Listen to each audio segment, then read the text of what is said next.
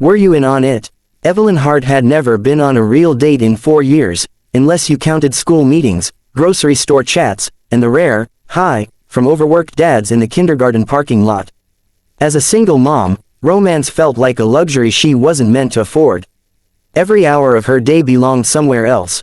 Her daughter Lily, her job at the community center, the endless bills, and the quiet exhaustion she hid behind a polite smile. So when her best friend Tara insisted she needed a night out or she would turn into an old cardigan, Evelyn reluctantly agreed. It's not a blind date, Tara lied with too much enthusiasm. It's a social opportunity. Evelyn should have known then. She dressed simply, soft blue blouse, jeans, hair in loose waves, and told herself she wasn't expecting anything. She only hoped the restaurant wouldn't be too fancy so she wouldn't look out of place. But when she arrived at the reserved table at Le Lune d'Or, she froze. Because sitting there, back straight, suit sharp, attention catching every eye, was Alexander King, the billionaire whose face appeared on magazine covers, investment articles, and half the motivational videos on the internet. No, absolutely not. Evelyn nearly turned around, but he looked up, confused yet smiling politely. Evelyn, he said. She blinked. Yes, I think there's been a mistake. He stood, offering his hand graciously. I hope not. Please, sit. His voice was warm, controlled, the kind that made people lean in. Evelyn swallowed the panic climbing her throat. She sat only because running from a billionaire in public felt dramatic even for her. The waiter placed a menu in front of her. She stared at it without reading a word.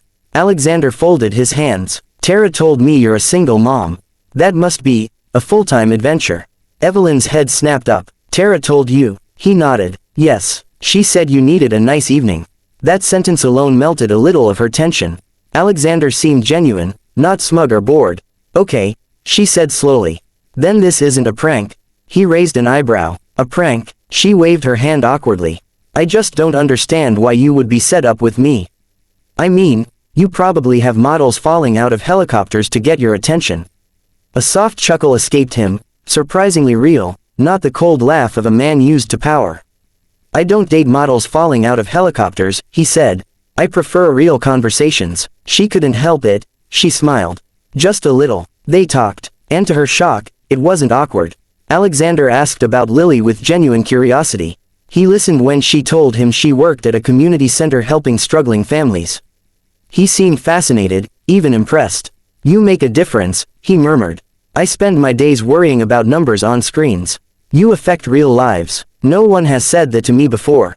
You deserve to hear it. Their food arrived, hers modest, his extravagant. She hesitated to take a bite, self-conscious, but he noticed and instantly eased her worry. Order anything extra if you want, he said.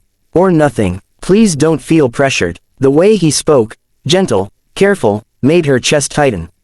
He wasn't what she'd assumed a billionaire would be. Maybe this wasn't a mistake after all. Then her phone buzzed. A message from Tara. How's the date? OMG, did he show up? Send a pic if he did. Tears of joy, tears of joy. Evelyn frowned. If he did. Another message followed. I can't believe the guy said yes to the bet. This is hilarious. Evelyn's stomach dropped. Her face drained of color. A bet, a joke. She reread the messages 3 times before her trembling fingers set the phone down. Alexander noticed immediately. Evelyn, what's wrong? Her throat tightened. I need to ask you something. He leaned closer, concern sharpening. Of course, anything. Her voice wavered. Were you in on it? His expression froze. On what? She pushed the phone toward him, but she didn't need to. The hurt was already pouring through her words, raw and trembling. Was this a joke? A setup? Some kind of bet your friends made? Let's see if the billionaire will show up for the single mom, something like that. Alexander stared at her, stunned. No, absolutely not. She shook her head, blinking fast to stop tears. Because Tara said. He raised a hand, firm but gentle. Evelyn, I would never do that. Her heart wanted to believe him. But the last man who promised something had walked out when Lily was 4 months old. Trust felt like a cracked glass, anything could shatter it again. Evelyn's breathing grew uneven. I can't do this. I'm sorry. She started to stand. Alexander stood too, quickly yet respectfully. Please, he said quietly. Let me understand what happened. She didn't answer. Her body moved on instinct. Leave, escape, breathe later. She walked toward the exit, but halfway there she heard him behind her. "Evelyn," he called softly. "Let me walk you out." She stopped because everyone in the restaurant had turned to stare.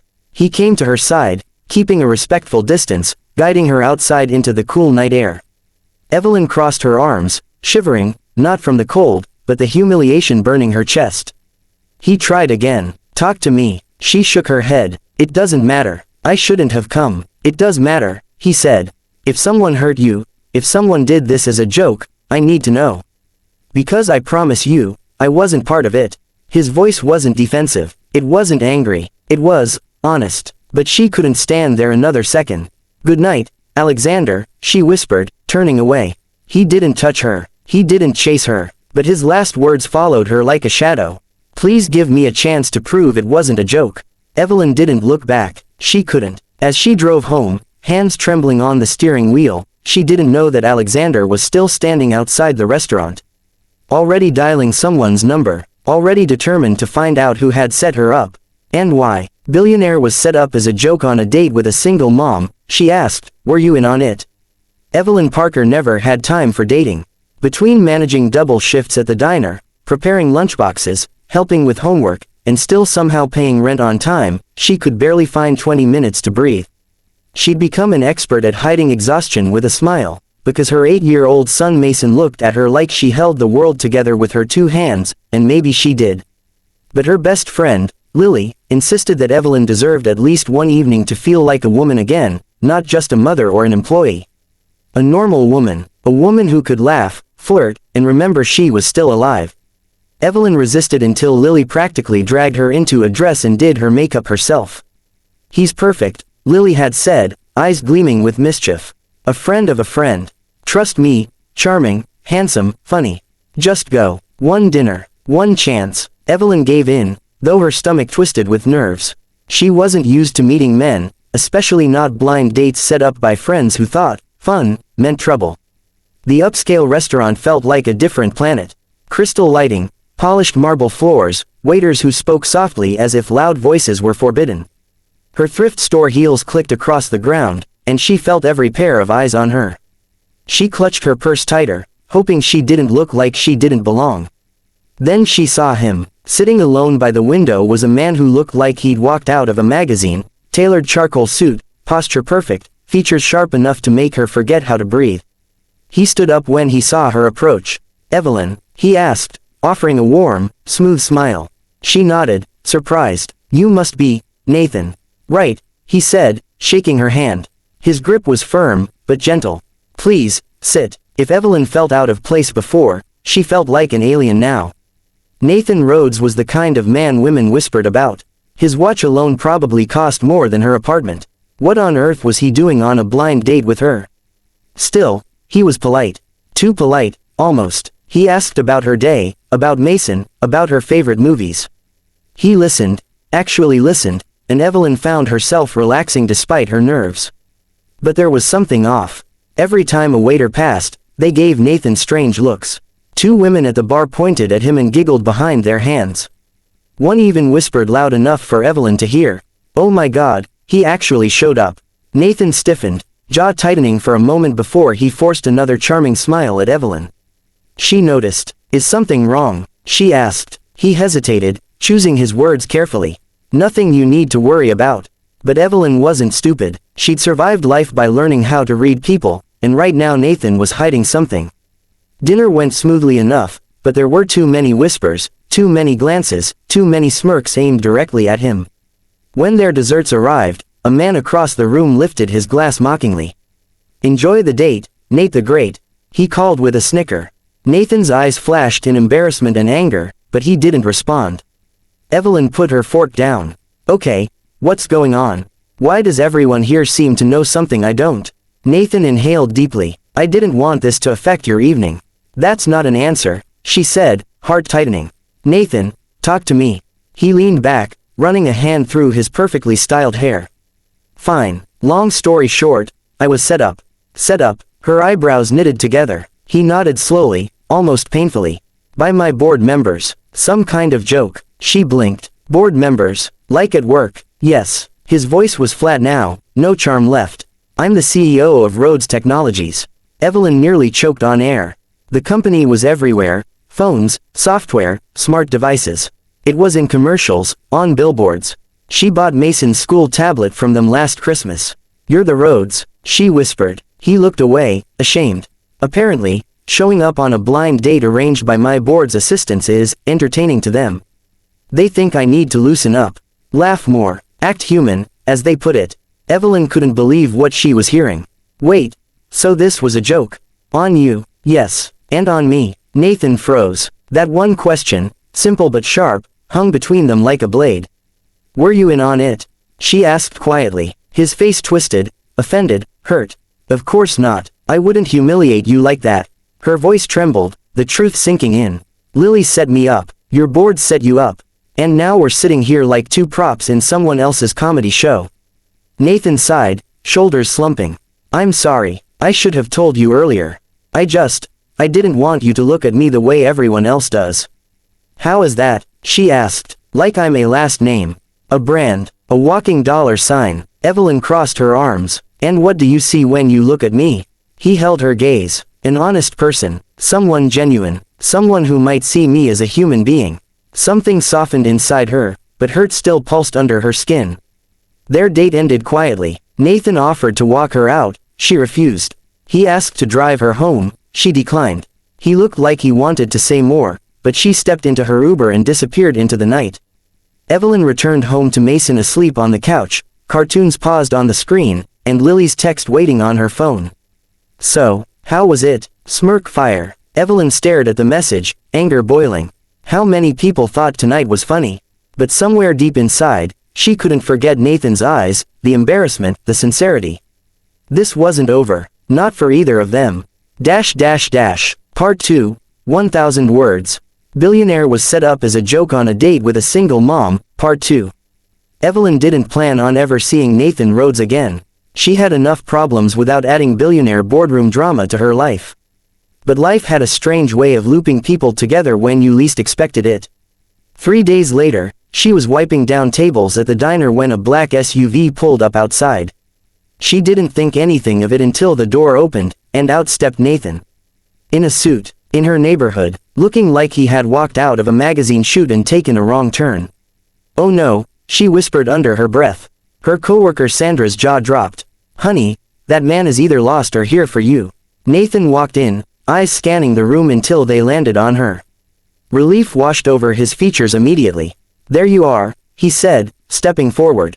Evelyn froze. Nathan, what are you doing here? Trying to apologize properly, he said. May I talk to you? Before she could answer, her manager called out from the kitchen, Evelyn, break time. Of course, perfect timing. She led Nathan outside, every customer staring after them. Why are you here? She demanded once they stepped behind the diner. Because I owe you an explanation, he said. You already gave me one. No, he corrected gently. I gave you the truth, but not the whole truth. He looked nervous, actually nervous. My board thought it would be funny to leak my dating struggles to the staff. Then someone joked about setting me up with a blind date. I said no, repeatedly. So they arranged it anyway and placed bets on whether I'd show. Evelyn felt sick. People bet on you like you were entertainment. Yes, he said softly. And when I walked into the restaurant and saw you, I forgot about all of them. Her heart skipped. You weren't what they expected, Nathan continued. You were better. She swallowed, emotions tangling. Nathan, I didn't tell you the truth because I didn't want to drag you into something humiliating. But then I realized, not telling you was humiliating. She didn't respond. He continued, I know you have no reason to trust me. And you have responsibilities. A son, a job, a life that doesn't need chaos. He took a breath. But I'm asking for another chance to know you. Not as a joke, not as a bet, as two people who met on a night we both deserved better. Evelyn looked at him, really looked. His sincerity wasn't polished or practiced. It was raw, uncomfortable, almost boyish. And she felt the tension in her chest loosen. But forgiveness wasn't that simple. You think showing up here fixes everything? She asked softly. No, he said, but it's a start. She sighed. Nathan, my life is complicated. I'm not afraid of complicated. You should be, she whispered. He didn't flinch. Let me try anyway. For the first time in years, she smiled without forcing it.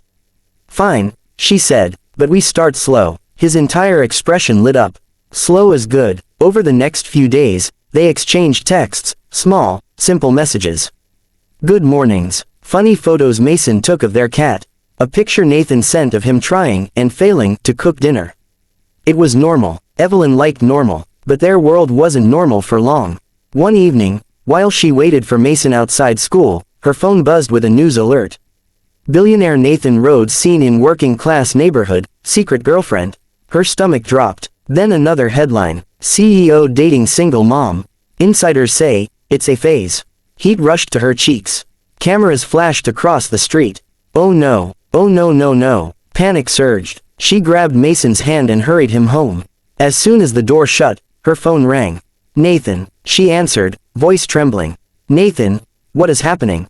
I'm so sorry, he said. I just found out. Someone leaked photos from outside your diner. Nathan, this is bad. I can lose my job. Mason's school. I'm handling it, he said. Right now. He hung up. Hours later, he arrived at her apartment. No suit, no driver, just a man who looked exhausted and furious. I fired the person responsible, he said immediately. And issued a statement, she echoed, that the woman I'm spending time with deserves respect and privacy. His eyes softened, and that anyone who targets her will answer to me. Evelyn's breath caught. Nathan, why are you doing all this? Because I care, he said simply. Because you matter. Because you've shown me what real people look like. What real life looks like. And I want to be part of it, if you'll let me. Silence. Then Mason peeked from behind the couch. Mom, is that the guy who tried to cook spaghetti and burned it? Nathan blinked. Evelyn burst into laughter. That's him, she confirmed. Mason walked forward shyly. If you're gonna hang out with my mom, you gotta learn to cook. Nathan crouched down to his level. Then I guess I need a teacher. And just like that, everything changed. Not instantly, not magically, but slowly, steadily. Nathan started visiting once a week, then twice. He helped Mason with homework. He took Evelyn on quiet walks after her shifts. He learned how to make spaghetti properly, after 3 disasters and Mason's teasing. The world still whispered, but he ignored them. And eventually, Evelyn stopped hearing them too. One night, months later, as they sat on the couch watching Mason fall asleep mid-movie, Evelyn leaned her head on Nathan's shoulder. You know, she whispered, I never asked you the most important question. What's that? He murmured. That night, when I asked, were you in on it? He turned to her, eyes soft. I wasn't, I promise. She nodded. I believe you now. He squeezed her hand gently. Good, because everything since then, that's real. And it was. More real than either of them ever expected. More real than any joke. More real than the world that tried to make fun of them both. For the first time in years, Evelyn felt like life wasn't laughing at her. It was finally, smiling.